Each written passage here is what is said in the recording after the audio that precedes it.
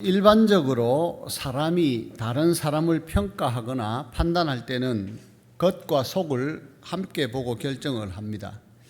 겉모양, 즉 외모를 평가할 때는 보통 멋있다, 잘생겼다, 아니면 못생겼다, 이쁘다, 귀엽다 이런 식으로 평가하고, 또 그 사람의 속 됨됨이를 평가할 때는 사람이 참 성실하다, 정직하다, 사람이 진국이다, 순수하다, 또 인색하다, 깐깐하다, 괴팍하다, 배려심이 많다, 이런 식으로 그 사람의 성품과 또 인격을 평가합니다.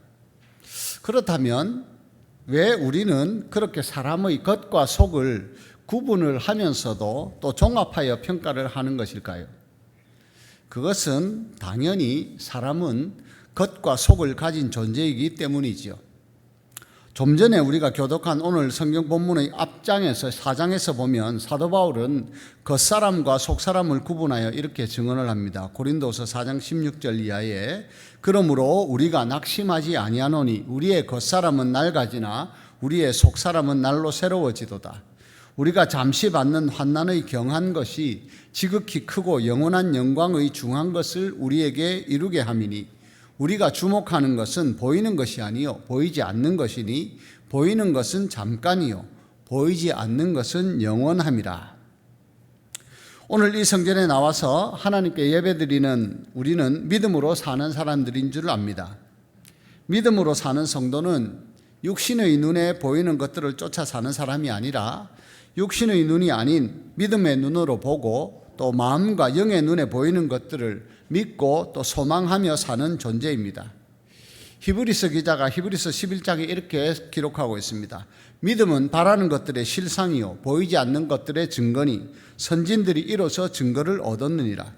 믿음으로 모든 세계가 하나님의 말씀으로 지어진 줄을 우리가 아나니 보이는 것은 나타난 것으로 말미암아 된 것이 아니니라. 오늘 인사 이렇게 한번 나누시겠습니다. 속사람이 멋지십니다. 좀 길 수도 있는데 천천히 들으시고 따라서 인사하시면 좋겠습니다. 심령의 눈이 밝아지고 속사람이 더 건강해집시다.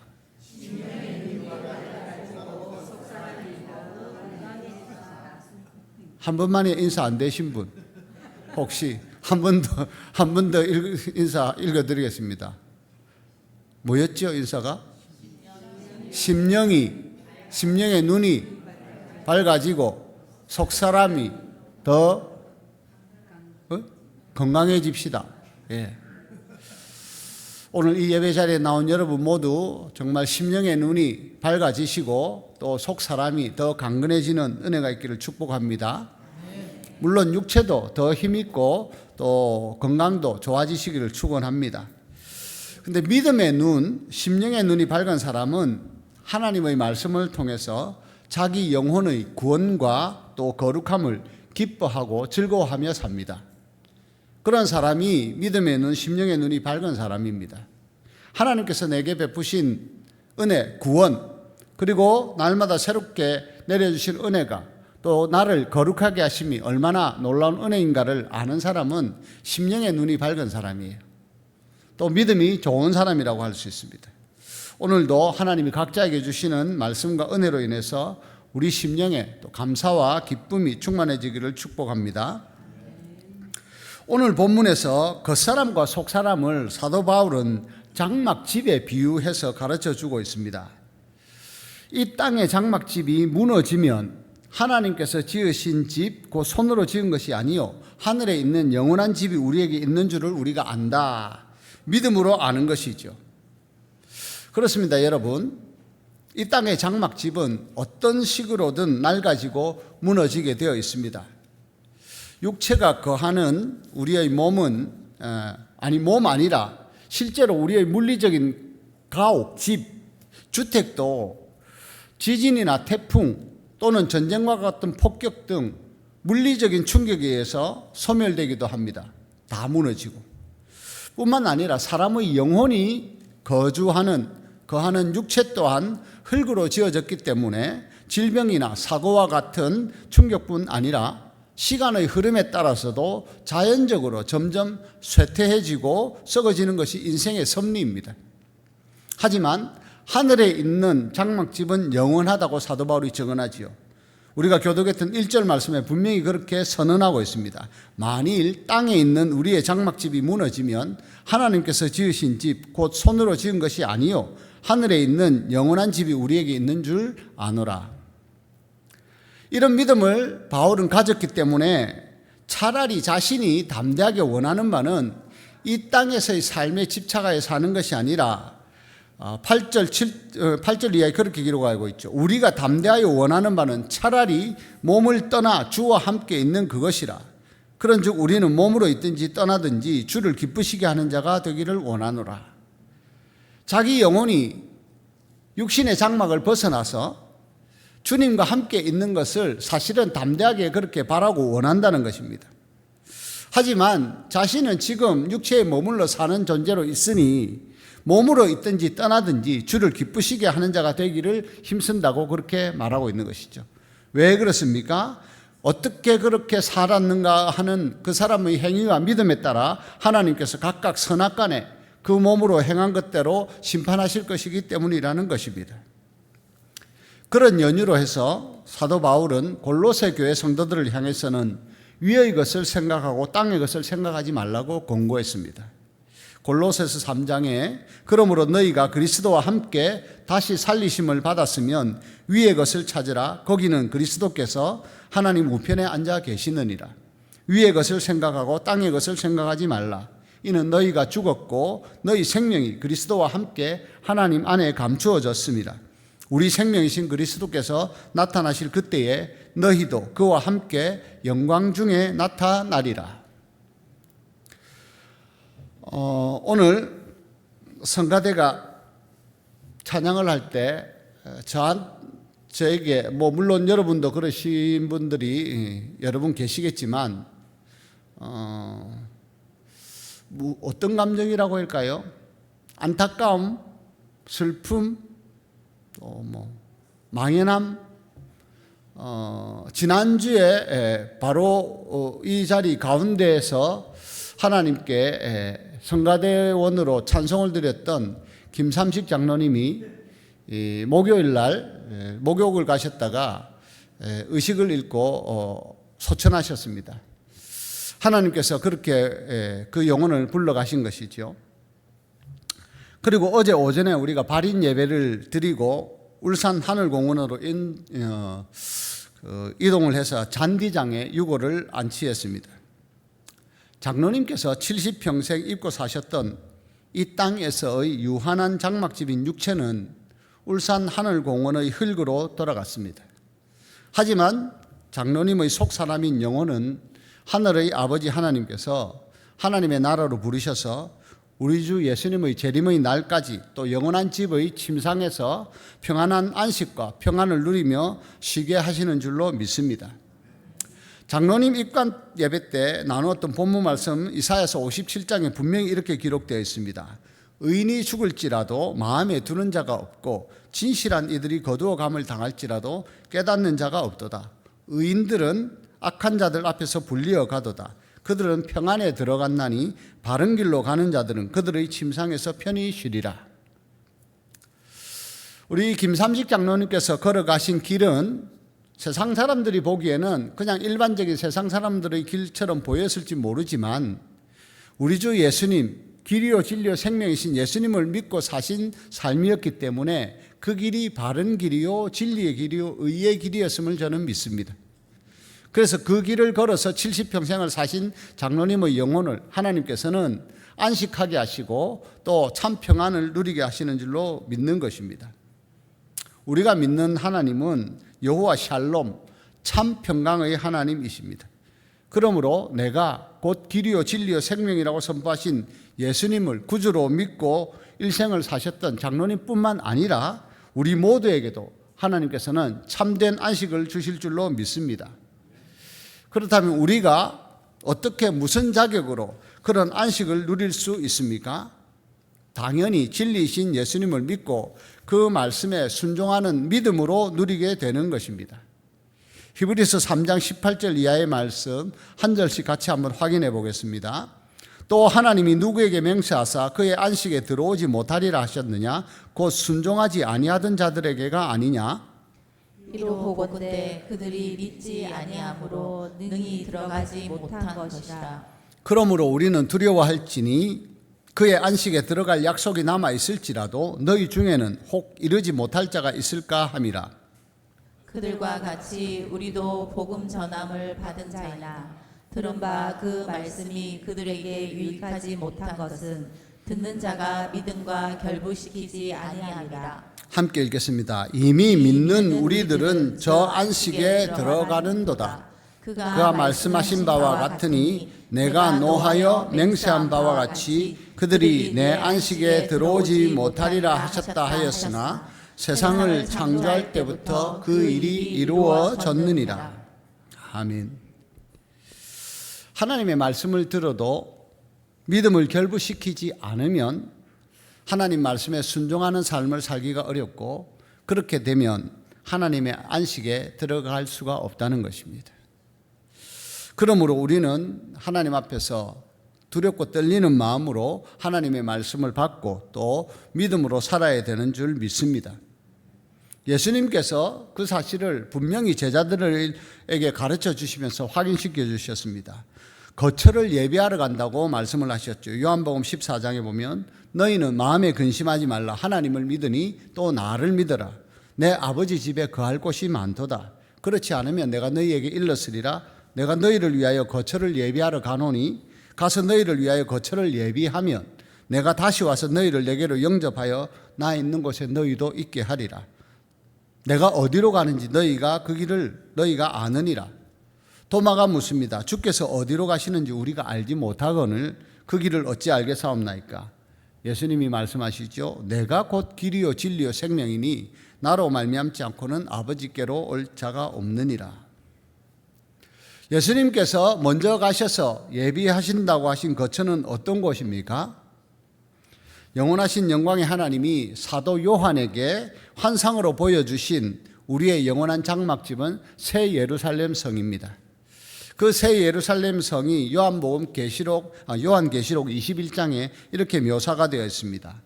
또 내가 새 하늘과 새 땅을 보니 처음 하늘과 처음 땅이 없어졌고 바다도 다시 있지 않더라. 또 내가 보매 거룩한 성 새 예루살렘이 하나님께로부터 하늘에서 내려오니 그 준비한 것이 신부가 남편을 위하여 단장한 것 같더라.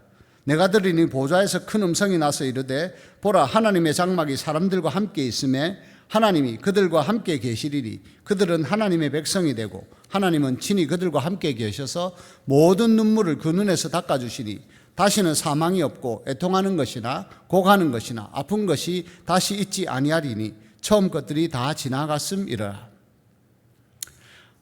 우리 김삼식 장로님 장례식에 참여해서 조문을 하면서 눈물을 흘리는 우리 성도들이 몇 분 있었습니다. 그 눈물 하나님의 나라 새 예루살렘에서는 이제 흘릴 필요가 없습니다. 하나님께서 그 눈에서 눈물을 닦아주시고 다시는 아픈 것도 사망도 곡하는 것도 없는 하나님의 처소에 영원한 하나님의 나라에 우리로 하여금 살게 하실 것이기 때문입니다. 그렇게 사도 요한을 통해서도 우리에게 환상을 통해서 보여주시는 새 예루살렘 성, 우리의 하늘의 장막집, 그 집을 또 사모하며 기다리며 사는 우리는 하나님께서 정말로 어떤 삶을 살기를 원하시는지를 이제 생존에 있는 자들이 다시 한번 곰곰이 묵상해보고 하나님의 뜻대로 남은 인생을 살기 위해 기도하고 애써야 될 줄로 믿습니다.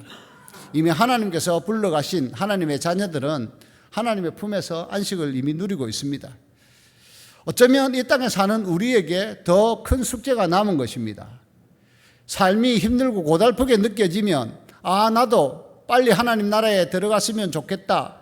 사도 바울처럼 오히려 담대하게 차라리 몸을 떠나서 주와 함께 거하고 싶다고 하는 그런 고백을 할지도 모릅니다. 그러나 우리는 건강하게 지내다가도 순식간에 이 땅에서의 삶을 마감할 수도 있고 또 아픔과 괴로움 가운데 고통 가운데 지낸다 하면서도 또 생명은 계속 연장될 수도 있습니다. 그것은 너무나 신비스럽고 또 놀라운 일이라서 우리가 어떻게 가늠할 수가 없는 것들이에요.